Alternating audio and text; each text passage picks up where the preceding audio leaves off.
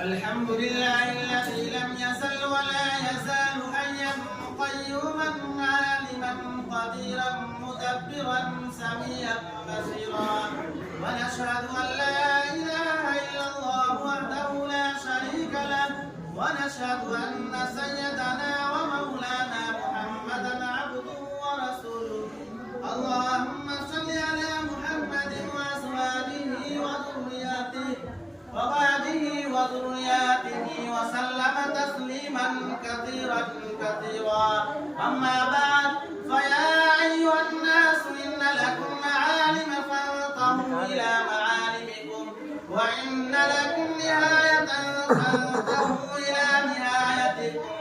فإن العبد المؤمن بين مخافتين، بين أجل قد مضى لا يدري ما الله قادر به، فليتزود لنفسه ومن حياته لموته، ومن شبابه لكبره، ومن دنياه لآخرة. فإن الدنيا خلقت لكم وإنكم خلقتم للآخرة. فوالذي نفسه بيده ما بعد الموت من مستعتب ولا بعد الدنيا دار إلا الجنة أو النار.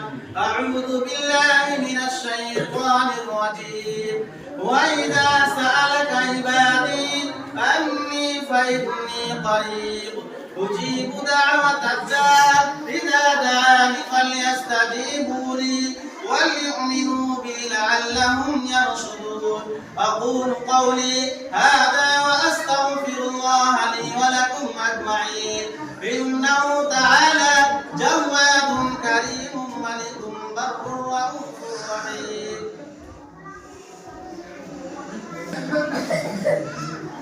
الحمد لله نحمده ونستعينه ونستغفره، ونعوذ بالله من شرور أنفسنا ومن سيئات أعمالنا. من يهده الله فلا مضل له، ومن يضلل فلا هادي له. وأشهد أن لا إله إلا الله وحده لا شريك له، وأشهد أن محمدا عبده ورسوله. اللهم صل على محمد عبدك ورسولك، وصل على المؤمنين والمؤمنات والمسلمين والمسلمات، وبارك على محمد وأزواجه وذريته. وقال النبي صلى الله عليه وسلم: أرحم أمتي بأمتي أبو بكر، وأشدهم في أمر الله عمر، وأصدقهم حياة عثمان، وأقضاهم علي، وفاطمة سيد نساء أهل الجنة، والحسن والحسين سيدا شباب أهل الجنة، والحمزة أسد الله وأسد رسوله. اللهم اغفر للعباس وولده مغفرة ظاهرة وباطنة لا تغادر ذنبا. الله في أصحابي لا تتخذهم غرضا من بعدي، فمن أحبهم فبحبي أحبهم، ومن أبغضهم فببغضي يبغضهم.